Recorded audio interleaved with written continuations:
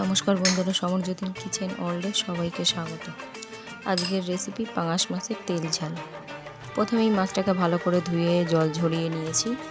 মাছটাতে পরিমাণ মতো লবণ, পরিমাণ মতো হলুদ আর কিছুটা তেল দিয়ে দিলাম। তারপরে ভালো করে মাছটাকে মাখিয়ে নিতে হবে।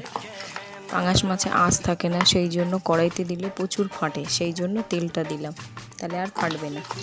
মাছটা মাখিয়ে 5 মিনিট রেখে দিলাম। অন্যদিকে কড়াইটা গরম করে নেব। এবার তেলটা দিয়ে দেব পরিমাণ মতো। খুন্তি দিয়ে তেলটা একটু সব দিকে নাড়িয়ে দেব, তাহলে মাছটা আর লেগে যাবে না। একটু সাবধানে দিতে হবে, কারণ পাঙাশ মাছ প্রচুর ফাটে। একে এক করে মাছগুলো আমি সব দিয়ে দিলাম। মাছ ভাজার সময় অল্প তেল দিলেই হবে, কারণ পাঙাশ মাছে প্রচুর তেল থাকে।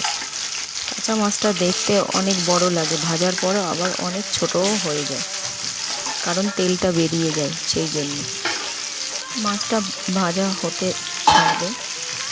অন্যদিকে আমি মশলাগুলো দেখিয়ে দেব। প্রথমে 1 চামচ ধনে দিয়ে দিলাম, 1 চামচ সর্ষে, 1 চামচ জিরে, চামচটা কিন্তু একটু ছোট আছে। তারপরে কিছুটা আদা কুচি। পাঙাশ মাছের তেল ঝালে অত মশলা লাগে না, তাই কম দিলাম। 6 থেকে 7টা শুকনো লঙ্কা, সঙ্গে একটা কাঁচা লঙ্কাও দিয়ে দিয়েছি। 7-8 কোয়া রসুন দিয়ে দিলাম। তারপরের মশলাটা হলো বড় 2 পেঁয়াজ কুচি,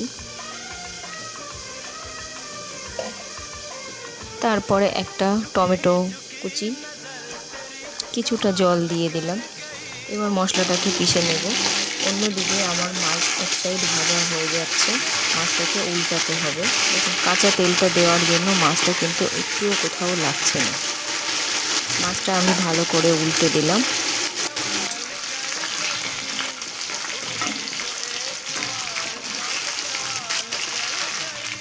এবার অন্য দিকটা ধীরে ধীরে করে ভাজা হতে লাগবে।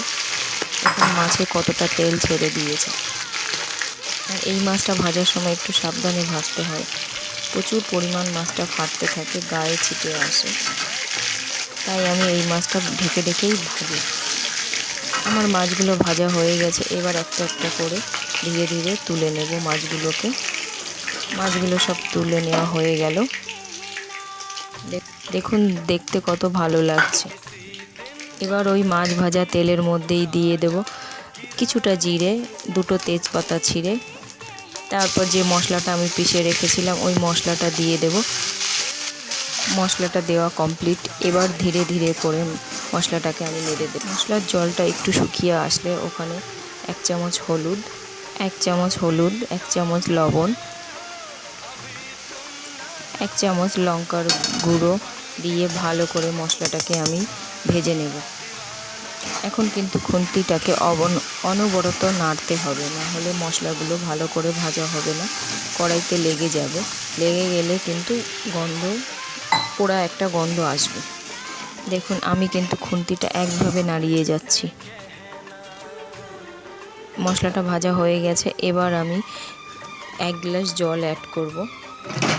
যখন এই ঝোলটা ফুটে উঠবে, তখন আমি মাছগুলো ধীরে ধীরে ওই ঝোলটার মধ্যে দিয়ে দেব। আমি যে বোলটায় মাছটা রেখেছিলাম সেই মাছের তেলটা নিচে আছে, তাই ওটাকেও আমি দিয়ে দিলাম, কারণ ওটাও খুব টেস্টি হয় খেতে। ওটাকে দিয়ে আমি ধীরে ধীরে একটু নেড়ে দেব ঝোলটাকে। দেখুন, ঝোলটা যতটা ফুটছে ততই তেলটা উপরে ভাসছে।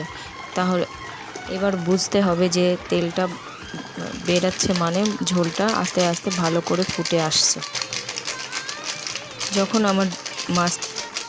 আমার মাছের ঝোলটা ফুটে উঠবে, তখন ধীরে ধীরে উপর থেকে আমি একটু গরম মশলা দিয়ে দেব। গরম মশলা দিয়ে আরও 5 থেকে 7 মিনিট ফুটিয়ে নিয়ে মাছটাকে আমি নামিয়ে নেব।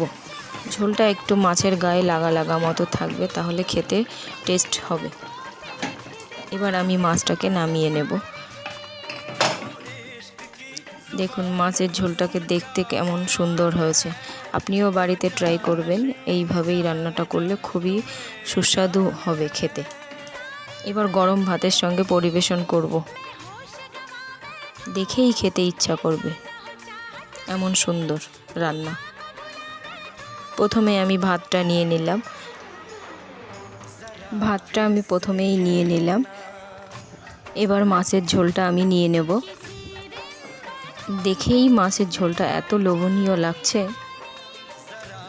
খেতে কিন্তু মাছের ঝোলটা অসাধারণ হয়েছিল। আপনিও ট্রাই করবেন, ভালো লাগবে। এই ভিডিওটাকে দেখার জন্য অনেক অনেক ধন্যবাদ।